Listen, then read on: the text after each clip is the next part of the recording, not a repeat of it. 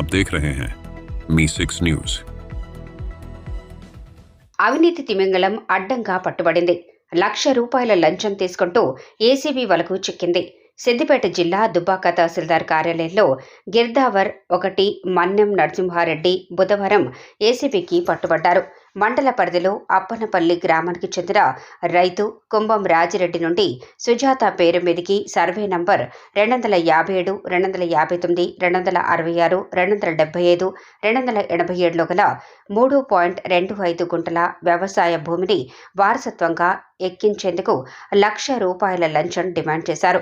బుధవారం సాయంత్రం 6:50 సమయంలో సిద్దిపేటలోని లక్ష్మీ టీ పాయింట్ వద్ద రైతు నుంచి లంచం తీసుకుంటుండగా అడ్డంగా దొరికిపోయాడు. అక్కడి నుండి గిర్దావర్ నరసింహారెడ్డిని తీసుకుని దుబ్బాక తహసీల్దార్ కార్యాలయానికి చేరుకుని ఏసీబీ అధికారులు సోదాలు నిర్వహించారు. ప్రస్తుతం ఇంకా సోదాలు కొనసాగుతున్నాయి.